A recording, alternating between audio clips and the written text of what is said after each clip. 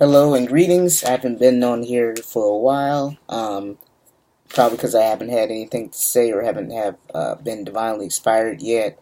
I've been quite moving around a lot, but I'll see if this comes into something or isn't good lecture.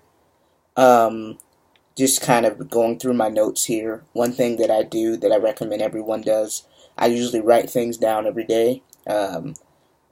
Ideally morning and night before you go to bed, so you can go into kind of like your dream state in your subconscious mind, and it kind of integrate better in there, and you're more open and not as stressed. And then consciously early in the morning, so you can get your day started on the vibration that you want, instead of the day kind of controlling you and others people's energies. You set your own intention to the universe. So I recommend writing down before you go to bed and as soon as you wake up. And as soon as you wake up, also doing a gratitude journal of things that you're thankful for, so that gets your day going and really positive.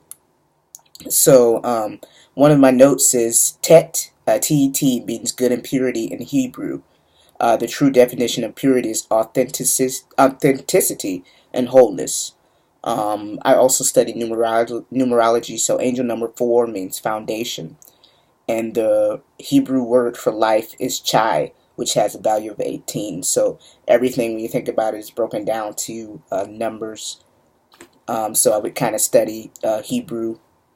I mean, at least, the Google online the best that you could. I don't know if, some of my Jewish friends might have a full Hebrew or know all that, or Islam or something.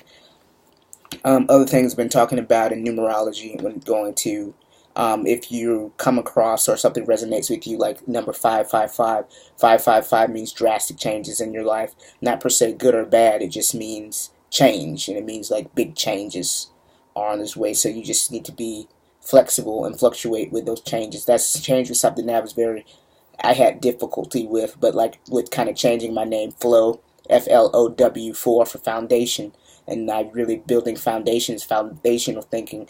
It takes a lot more time to build foundations because a lot of people don't have full foundations, and that's why things collapse. So that's why I kind of took on the 4 as a strong foundational, kind of affirming and firm, like a rock type energy. Another one is 222.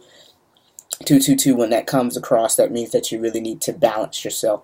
So that's definitely something that I've worked on, that I'm constantly working on a lot, balancing spirituality, health, as well as career and family love. It's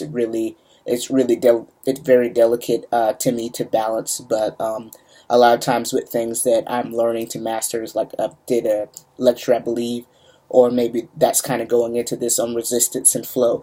So when things are, sometimes when it's too much resistance going hard, you need to let go and flow and let things allow and come how they are, because you can't control everything. And then a lot of things I have something controlled, because financially and certain things I want things kind of to go a certain way, because I crave stability in foundation. But some things, being a spiritualist and being as spiritual as I am, I have to go through different things, probably as well as for per se teaching or whatever the case may be, learning, valuing, whatever. There's just different things that I have to go through, and I have to just kind of go with the flows of those things and endure them, instead of being like, oh, this is enough. I just have to build endurance. So a lot of times when you're resistant to something, the best thing to do is just go ahead and go through it.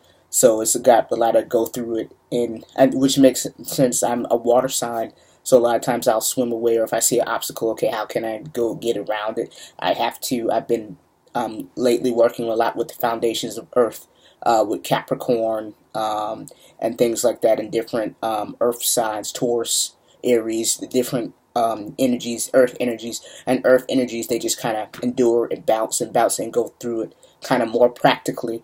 Also, from expanding my elements, I'm going from water to air, and then air again, that's the spiritual, the Virgo, the Aquarius, like the new with the 13th sign of Epiphycus. A lot of Pisces, at least if they're in the beginning realms, they move into the realm of the air, the Aquarius, and then we're moving from that age. So actually, I'm kind of, my sign is definitely with the goes in with the succession of the equinoxes. So as we're leaving Pisces into Aquarius, I'm kind of with the sign a lot of times in the terms of my thinking, but definitely dealing with Earth and being in a full balance.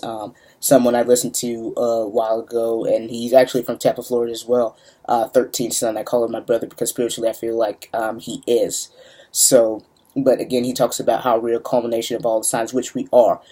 Signs are just astronomy, and they're different. The different star systems that create you inside. Inside you. There's entire solar system or star system. Now, whatever one you came back on, those are just the ones that you need to be activated and work on. So, like, for example, I came back as Pisces. I definitely, in which I'm going through, like Earth, planting your feet, going through things. I just can't float in the air or swim or being my emotions. I have to go through these different things. That's why. But once you get to a full completion, you're all the signs. But you just kind of come back with the areas that you kind of need to work on. So Pisces would be the 12th. So on your feet, and then now I'm moving into Aquarian. I mean Aquarius, kind of with the energy and the angelic and the realms and the air element. So yeah, it's just a balance and the integration of all those energies. It's been a while. I think it's been about since January. The last time I talked, I believe I did a fast. I probably will be doing another fast. February went 5. I'm going to try for 7. Dr. Sebi did 30.